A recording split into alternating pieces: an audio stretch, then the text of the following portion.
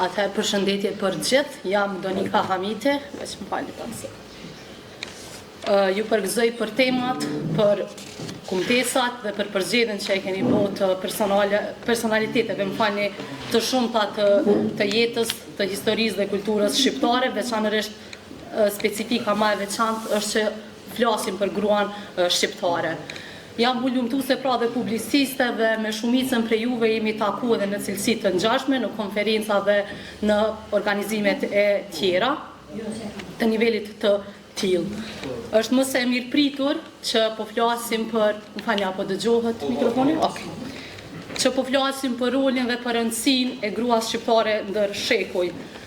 Roli i gruas shqiptare nuk është i veçantë vetëm për kontributin specifik që ato e kanë dhënë per se, por edhe për vetë idenë se është bashkëdyzu edhe roli gjinor dhe barazia gjinore dhe përforcimi i barazisë gjinore me atë kontribut.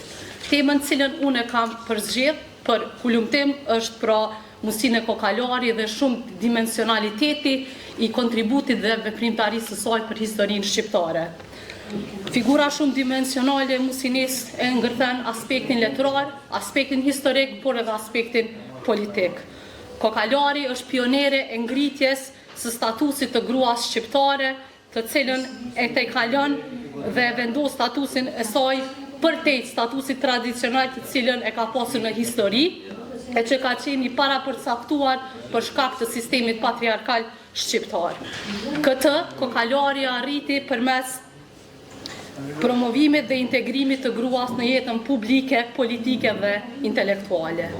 Dimensionet politike dhe letrare të Musine Kokallarit u formsuan nga përgatitja e saj akademike në botën europiane, në pjesën europiane iluministe dhe këto ide progresiste ai i formsoi në formimin e Partisë Socialdemokrate të Shqipërisë më 1943.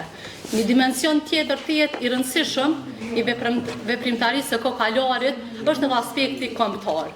Ky aspekt integrohet jo vetëm me formimin e Partisë Socialdemokrate, por edhe me përcaktimin dhe vendosmërinë e saj për një Shqipëri të pavarur dhe të bashkuar etnikisht në kufijtë e saj, duke pas parasysh se Shqipëria vetë se ishte e pushtuar nga Italia fashiste në vitin 1939. Kokallari është një figurë eminente dhe në pjedestalin të cilën e ka vendos vetën është vështirë që mund të arrijë dikush tjetër.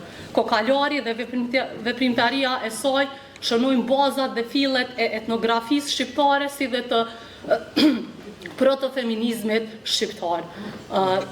Në vazhdimsi do të thotë studimi im do të ngërthej të gjitha këto dimensione, të gjitha këto elemente dhe besoj se një studim i tillë do ta shpërfaq më së miri se si një grua shqiptare ka bërë aq shumë për historinë, për politikën dhe për letërsinë shqiptare. Faleminderit shumë.